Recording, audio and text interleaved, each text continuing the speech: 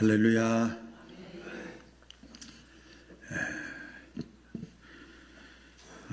여러분 지난 한 주간 어떻게 사시다 오셨나요? 얼굴들이 이렇게 약간 이렇게 다운되어 있는 얼굴들도 있고 환한 얼굴도 있지만 전반적으로 이렇게 얼굴들이 좀 덜 환해. 오늘 말씀을 들으면서 얼굴이 환한 얼굴로 펼쳐지기를 주의 이름으로 축원합니다. 재밌게 살고 싶었죠. 그래서 행복하게 막 살고 싶었죠.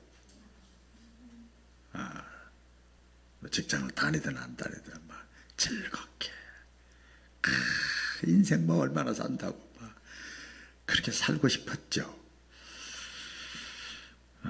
그런데 제가 이렇게 보면 참 힘들게 살아. 막 웃고 막 다니고 하는데 속은 안 편해. 스스로 속는 거야. 발버둥 치는 거야. 막 힘든 게 다 하나님도 보이는데 뭐 그렇죠. 고생, 뭐 어떤 스트레스,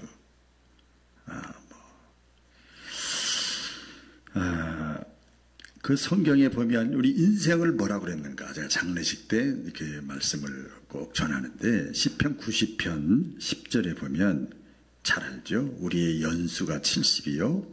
조금 몸 관리 잘해가지고 건강해서 80을 살아도 그것을 연수의 자랑이라는 게 원뜻에 보면 한마디로 요약을 하면 건강관리 잘해서 80까지 했어.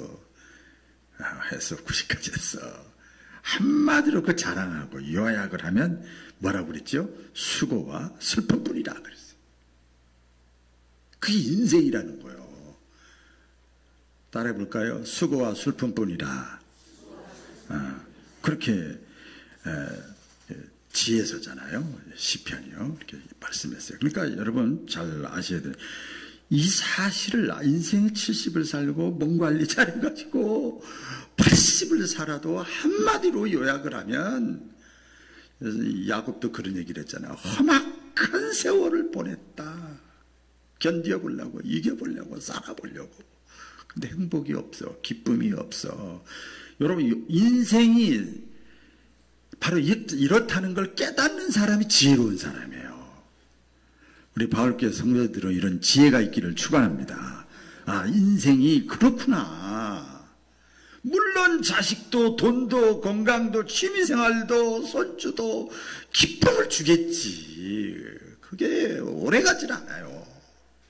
순간에 지나가는 거예요. 이 사실을 깨닫는 사람이 지혜로운 사람이에요. 그래서 이런 사람들은요, 돈도 있고 자동차도 있고 좋은 집도 있고 가족도 있고 뭐 취미생활도 있고 다 그래도요, 그걸 무시하라는 거 아니에요. 거기에 넘어가질 않습니다.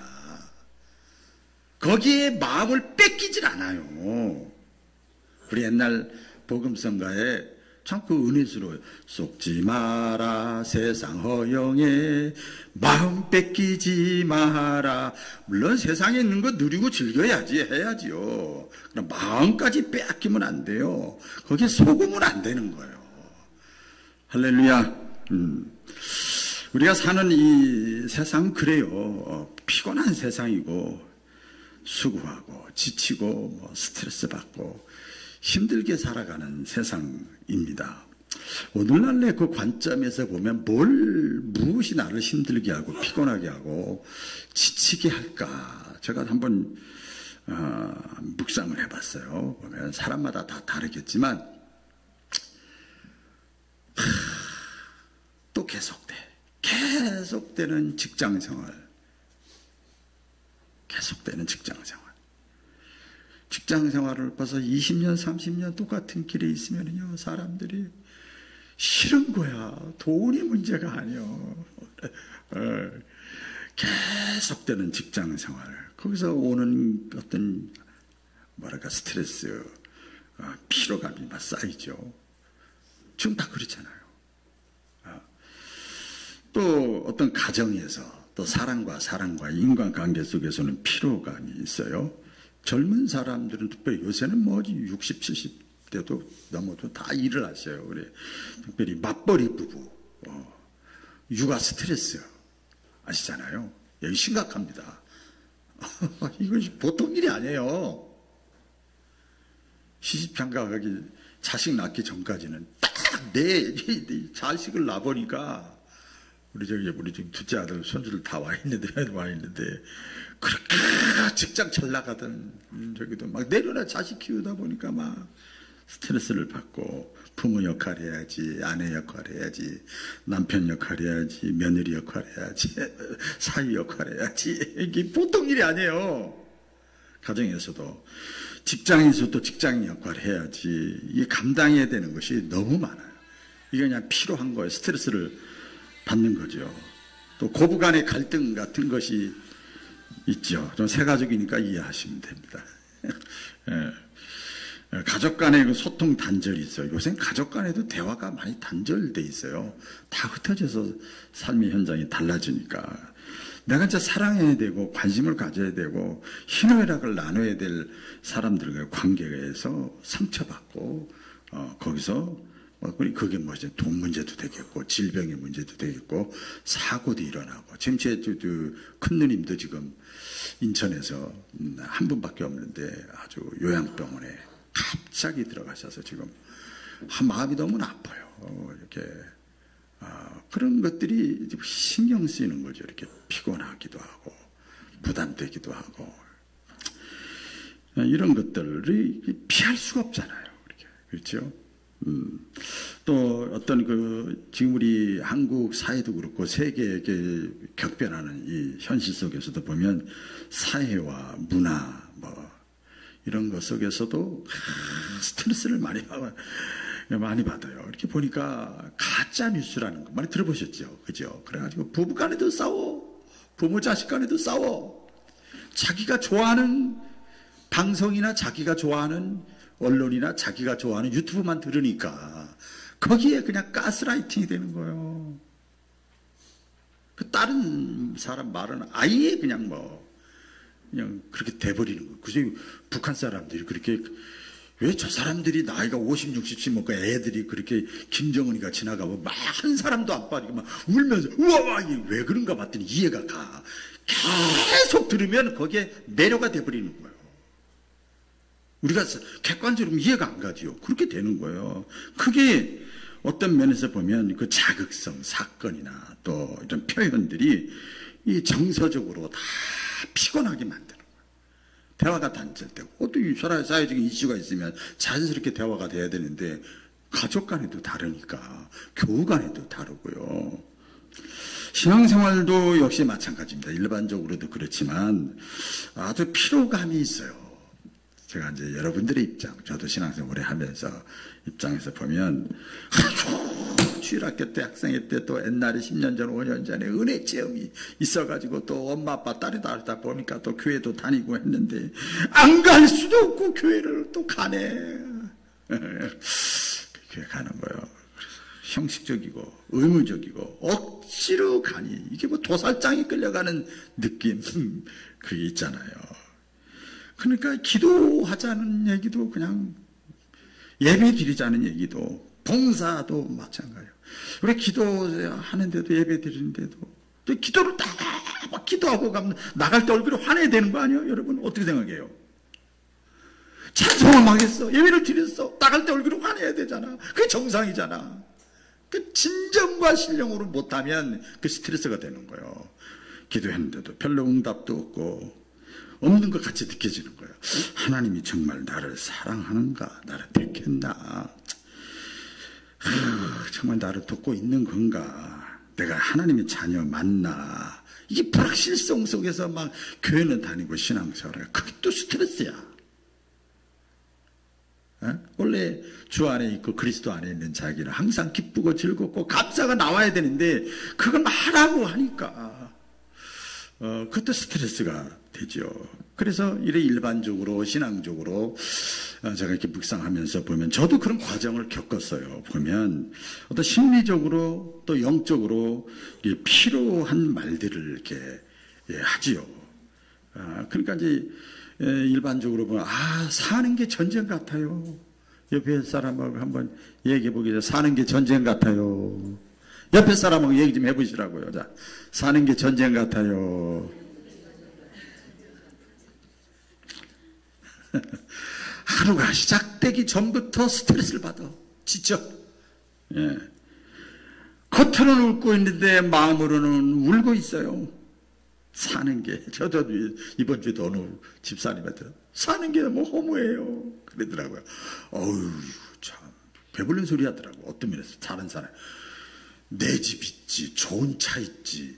직장생활 앉았는데 사는 게 허무해요. 그러더라고요. 그러니까 내 집 없고 자동차도 없고 직장이 안정되지 않은 사람이 볼 때는 그 배불른 소리 하는 거잖아. 그렇죠? 왜 인생 사는 게 이렇게 버겁지? 그렇게 되면 사람들이 어떻게 됩니까? 몸도 지치고 마음도 지치고 막 눌리죠. 그럼 어떻게 되죠? 혼자 있고 싶어. 분명히 아내가 있어. 짝이야. 동전이 양면과 같아. 자식도 있어.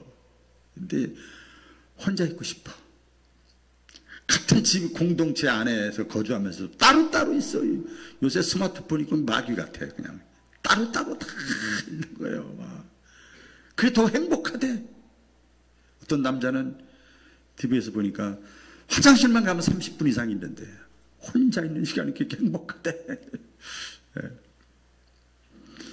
쉬고 싶다. 회복하고 싶다. 그런 마음들이 있어요.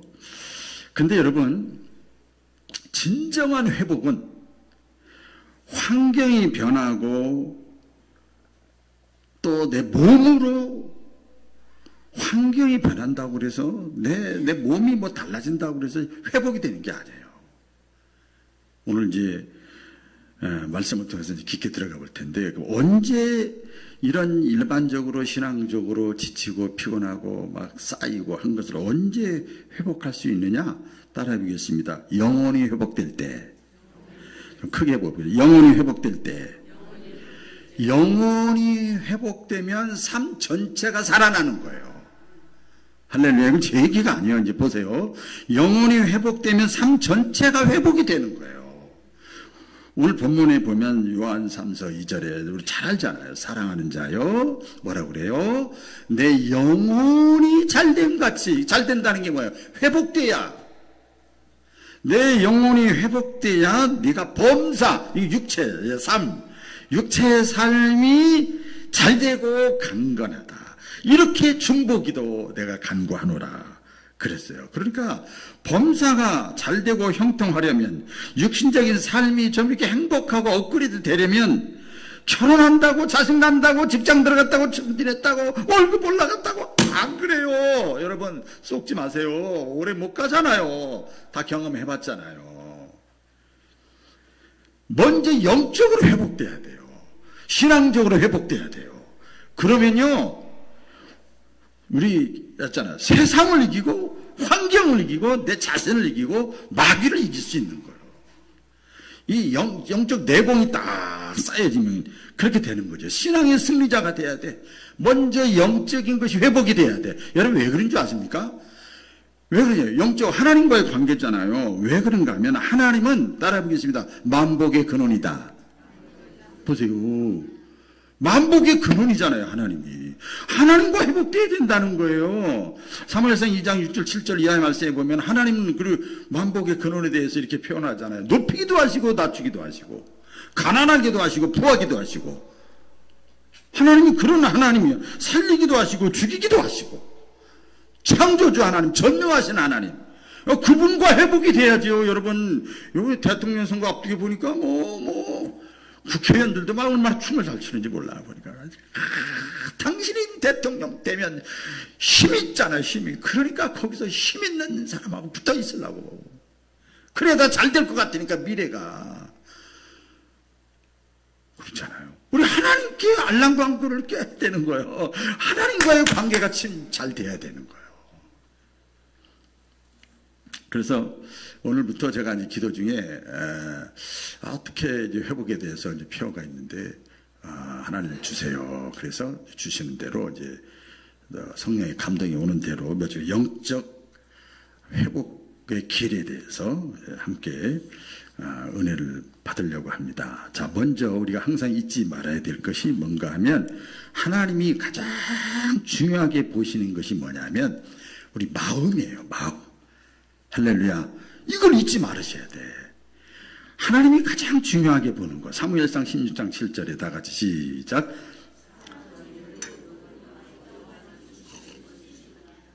그렇죠? 사람은 외모를 보거니와 여호와 하나님은 중심을 보시느니라. 어렵지 않지요? 마음을 본다는 거예요. 이사야서 55장 8절 말씀에 보면 이런 말씀이 있습니다. 잘 들어보세요. 내 생각은 너희 생각과 다르고 내 길은 너희 길과 다르다. 너희 생각, 너희 마음, 너희 뜻하고 내 생각, 내 마음, 내 뜻하고는 다르다. 신약에 보면 아나니아 삽비라 부부 사건이 초대교회 때 있었어요. 초대교회가 막 부흥성장하는데 하나님의 역사를 이루는데 물질이 필요했어요. 그러니까 아나니아 삽비라가 믿음이 좋은 사람이 깊숙하게 개입해 보면 알잖아요. 겉돌면 몰라요. 깊이 들어가 보면 교회 상황이 다 보이는 거예요. 그래서 보이는 게 부담이 아니라 여러분 축복이 기이고 사명이에요. 일반 사람은 안 보이잖아요. 보인다는 게 얼마나 복인지 몰라요. 하나님이 축복을 주려고 더 잘해주려고 딱 보여주는 건데 아나니아 삽비라 부부가 이 보이는 거예요. 그래서 1차로 땅을 팔아가지고 헌금을 했어요. 이야, 그렇죠?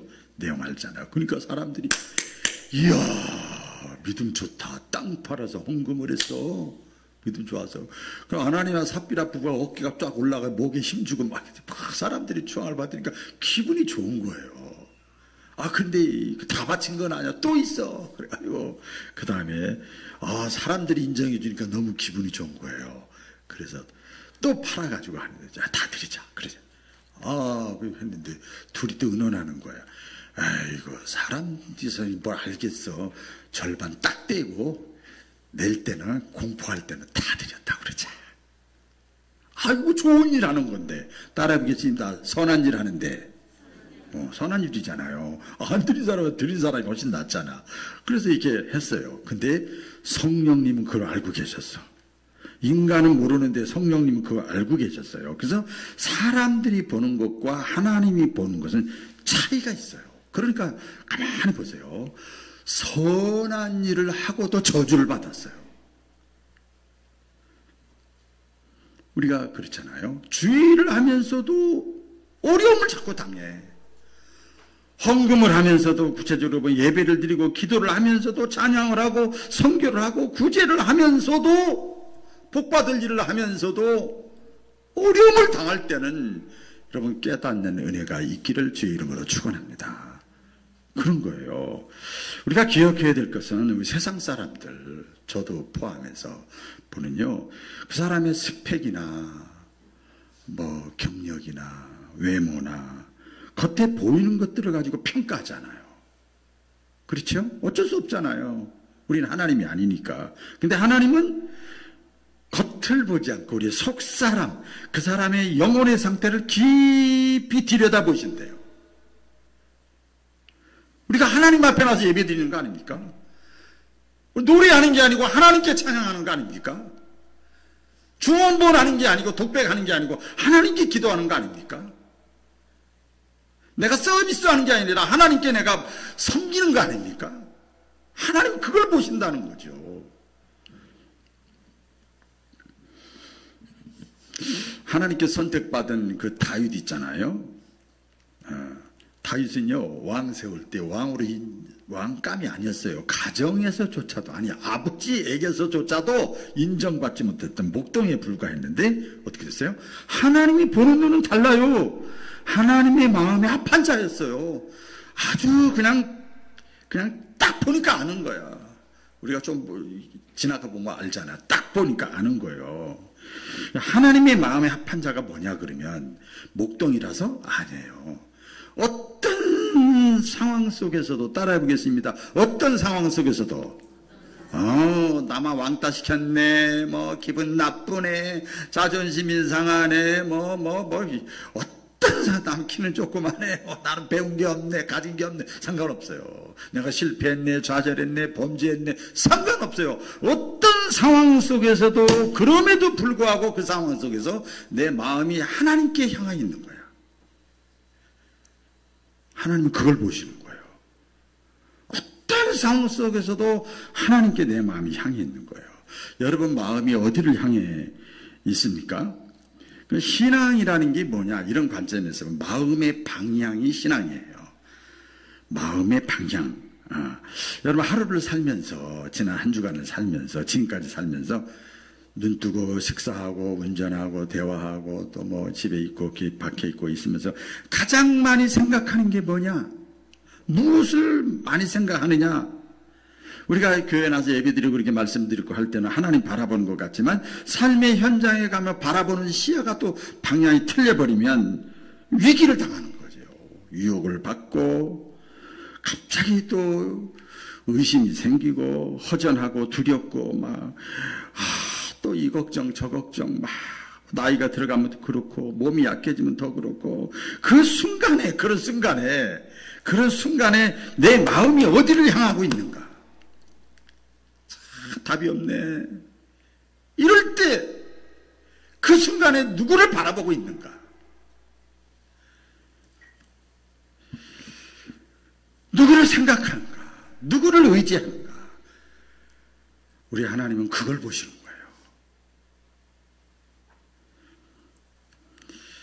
거예요.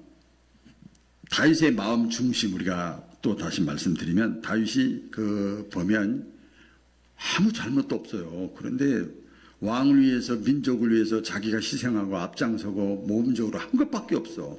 시기 질투가 사는 사람이 사는 세상에는요 그래요. 시기 질투가 많아.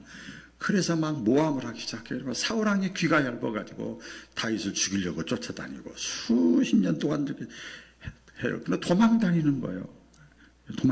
언제 죽을지 몰라요. 그 아둘람이라고 하는 굴속에 피신해서 밖에 나가지도 못하고 사울의 군사들이 지키고 있으니까 그때 불안한 가운데서 이 보면 시편 57편 7절에 보면 다윗이 이렇게 고백을 해요. 뭐라고 고백을 하냐면 하나님이여 내 마음이 확정되어 싸우니 이런 상황 속에서도 내가 노래하고 내가 하나님께 감사하리이다. 여러분 그렇게 할 수 있겠어요?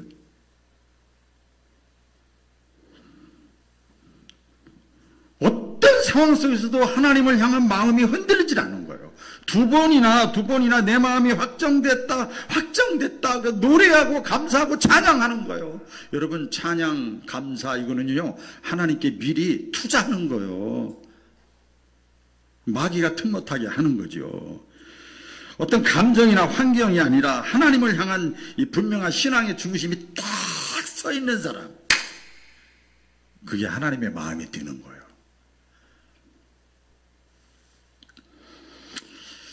그래서 신앙이라는 건 그렇더라고요.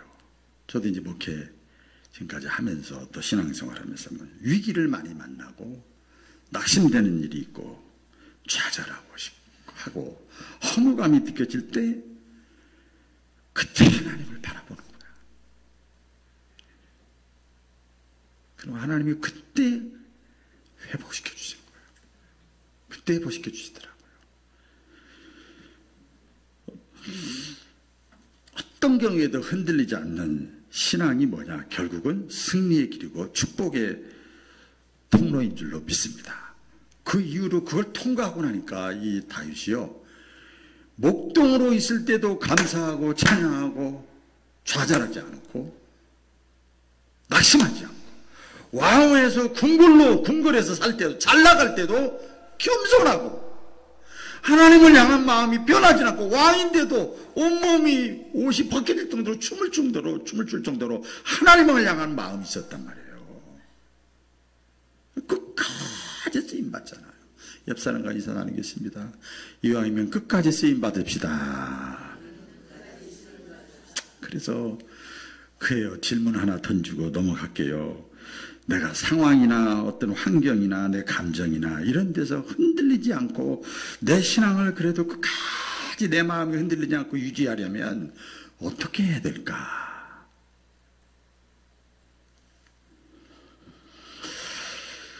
두 번째, 영적으로 회복되는 길은요, 속사람이 강건해지는 거예요.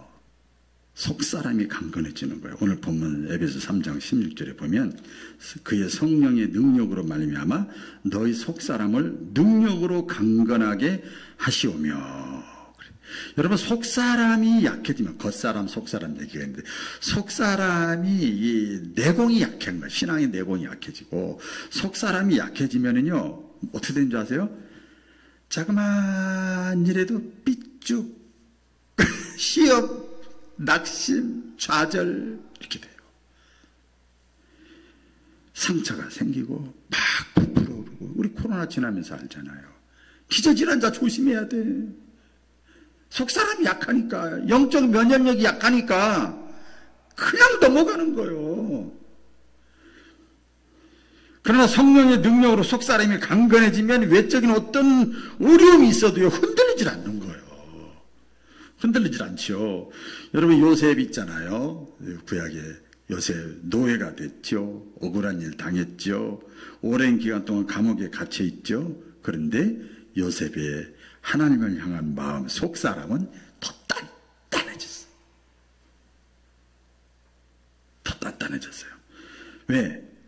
하나님이 요셉의 마음을 꽉 잡고 있었어. 요셉의 마음이 하나님을 향해 있었어. 나에게 주신 그 꿈을 통해서 주신 비전이 있지 않습니까? 하나님, 내가 자격이 없는데 하나님께 세웠잖아요. 모든 게 하나님의 뜻인데 하나님께서 멈추고 내 인생을 끝날 겁니까? 또 있을 거 아닙니까? 저는 지금 그런 마음이 있어요. 또 있을 거 아닙니까? 다니엘도 여러분 아잖아요. 사자굴 포로로 잡혀왔잖아요. 포로예요, 포로. 그래서 또 시직이 질투하는 사람들이 있어가지고 또 이렇게 모함을 당하잖아요. 그래서 왕 외에 다른 사람한테 절을 하면 죽여버립시다. 사자굴에 들어가게 합시다. 다니엘이 그 내용을 다 알면서도 이제 위협이 되잖아요. 큰일 났어. 하나님께 예배드리고 그러면 기도하면 그걸 봤거든요. 이 모함꾼들이. 그럼에도 불구하고 하나님을 향한 마음이 흔들리질 않았어.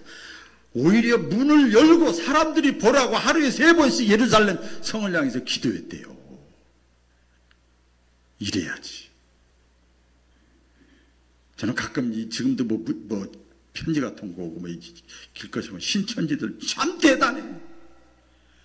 당당해. 옛날에 뭐 숨겼는데 당당해. 우리 예수 믿는 사람들은. 다니엘이 그랬어요. 문을 열고 기도했어. 다 보라고. 얼마나 속사람이 강건합니까? 사도 바울도 보면 뭐 더 말할 필요도 없죠. 수많은 고난이 있었잖아요.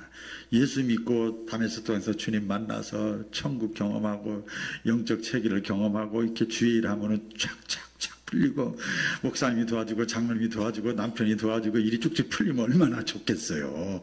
그렇지 않더라고요. 그렇지 않아요. 그래서 신앙생활은 주의 일은 영적 싸움이에요.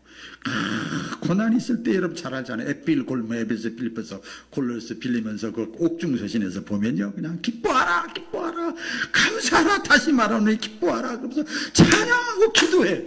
얼마나 속사람이 강건합니까? 하나님이 그 속사람을 그들을 요셉이나 다니엘이나 뭐 바울이나 속사람을 강하게 하신 거예요. 저와 여러분들의 속사람이 강건해지기 위해서, 강해지기 위해서 우리가 무엇을 해야 될까?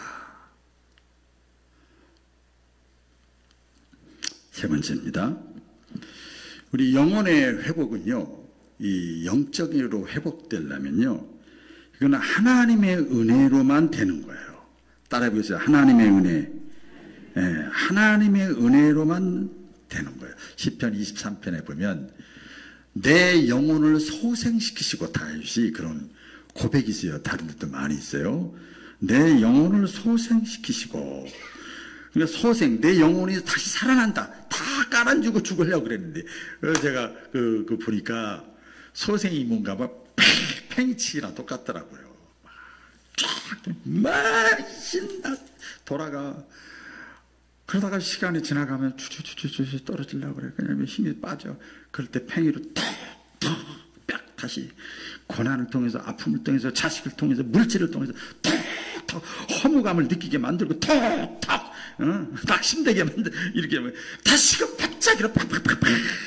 그래서 하나님이 그 영혼을 다시 소생시켜주는 거예요. 그러니까 내가 하는 게 아니에요. 하나님이 소생시켜주는 거예요. 영혼이 다시 살아난다는 건 내 노력으로 하는 게 아니고 하나님이 도와주셔야 되는 거예요. 그게 아픔이고 고난이고 사건이고 시련이고 질병이고 물질이고 자녀고. 저는 이제 나이가 이제 60이 중반 되니까 나이가 들어간다는 게 더 뜨겁게 만들어. 환경하고 상관없이. 제가 다다음 주에도 이제 충청 지역에 목회자 연합 세미나 와달라고 해서 또 가는데 벌써부터 막 흥분돼. 수많은 목회자들 앞에서 또 하게 되는데, 그들의 영혼이 살면 같은 목사지만 얼마나 하나님 앞에 쓰임받아야죠. 여러분, 요나가 바다에 빠졌잖아요. 풍랑에. 하나님이 맴매한 거잖아요. 그런데 빠졌는데 죽지 않고 하나님이 또 큰 물고기를 준비시켜 놓으셨어요. 그게 은혜예요, 여러분. 다 망가질 수 있었는데 하나님이 다시 기회를 준 거예요. 거기서 요나가 뭐 했죠? 거기서 회개한 거예요. 하나님이 고기를 준비하셨네. 하나님이 내 생명을 거두지 않으셨네. 거기서 회개해서 다시 신앙이 소생돼 가지고 더 크게 쓰임 받았잖아요. 예수님의 그 비유 가운데 탕자의 비유도 그런 거 아닙니까? 다 망했어. 자기 하고 싶은 대로 다 한 거야. 얼마나 똑똑한지 머리가 뭐. 그래서 세상에서 다 탕진하고 망한 다음에 영혼이 완전히 죽어있는 상태예요. 그때 우리 이렇게 보면은 이에 스스로 돌이켜. 따라해보겠습니다. 스스로 돌이켜. 이에 스스로 돌이켜. 내가 이제 아버지 집에 가면 아들도 아니야. 여러분, 이 신앙 있어야 돼. 내가 무슨 목사고 장로고 권사야. 이거 어디 가서 명함 내놔 이걸. 그렇게 하나님 앞에 그런 자세가 돼야 하나님이 받아줘. 나는 아들 자격도 없어요. 이제 품꾼에 하나도 자격도 없어요. 써주면 감사해요. 그것도. 그러니까 다시 회복되잖아요. 그게 비유 아닙니까?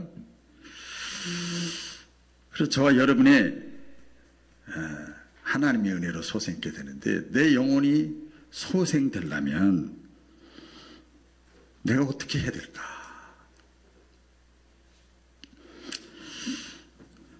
마지막 이제 결론인데요. 영혼이 회복되면요, 삶이 회복돼요. 할렐루야. 예. 영혼 회복의 결과는 뭐냐? 삶 전체가 회복되는 거예요. 오늘 유명한 말씀 아닙니까? 요한 3절 2절인 말씀이, 사랑하는 자여, 내 영혼이 잘 되면 범사가 잘 된다 그랬잖아요. 예? 그러니까 영적인 회복이 삶 전체의 회복인 거예요. 이게 수학적인 용어로 하면 정비례하는 거예요. 정비례. 같이 가는 거예요. 깨닫기를 주의 이름으로 축원합니다. 영적으로 회복돼야 삶 전체가 회복되는 거야. 함께 가는 거예요. 짝이에요. 짝.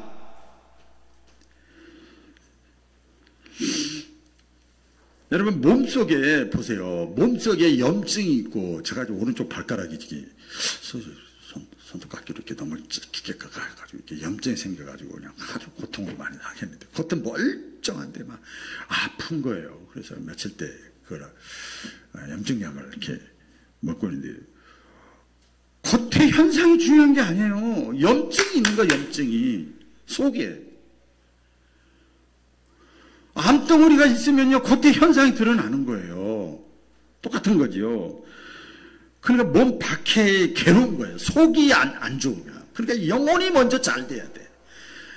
여러분 믿음이 얼만큼 있든 없든 주님을 만났던 경험을 했다 안 했던 나이를 떠나서 여러분 이 자리에 앉아있는 것은 하나님이 택했다고 하는 사실을 믿으시기를 바랍니다.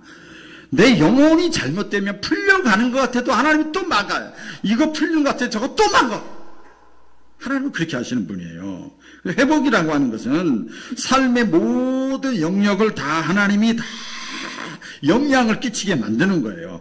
관계, 직장, 건강, 진로, 미래, 물질, 자녀. 이 영혼이 잘 되면 이 범사가 잘 되는 거예요. 순복음교회 조영규 목사님이 그 삼박자 축복으로 이렇게 모든 성도들이 그걸 딱 붙잡고 순종하다가 복을 받고 생활 속에서 간증하고 체험하고 교회가 막 성장한 거 아닙니까? 그대로 했더니. 그래서 회복의 첫 출발 시작은 뭐냐? 내 영혼이 먼저 잘 돼야 되는 거예요. 그래서 내 영혼이 잘 되기 위해서 내가 그러면 회복하기 위해서 내가 어떻게 해야 될까? 마지막 저한테 질문을 던집니다. 기도하겠습니다. 오늘 이 시간 하나님의 말씀을 마음판에 잘 새기기를 원합니다. 먼저 영혼이 잘 돼야만 범사가 잘 된다는 진리를 잊지 않게 하여 주옵소서. 먼저 내 속사람이 살아야만 삶 전체가 산다는 진리를 잊지 않게 하여 주옵소서. 먼저 영적으로 회복이 되어야 내 삶 전체가 회복된다는 이 하나님의 말씀의 진리를 잊지 않게 하여 주옵소서. 주님, 내 속사람이 무너져 있음을 고백합니다. 겉으로는 괜찮은 척했지만 영혼은 지쳐 있습니다. 내 영혼을 소생시켜 주시고 성령으로 나의 속사람을 강건하게 하여 주옵소서. 내 영혼이 잘된 같이 내 삶의 모든 영역도 주 안에서 같이 회복되는 간증의 주인공들이 이 자리에 많이 나오게 하여 주옵소서. 예수님의 이름으로 기도드립니다. 아멘. 우리 다 같이 일어나셔서 성령 부릅니다.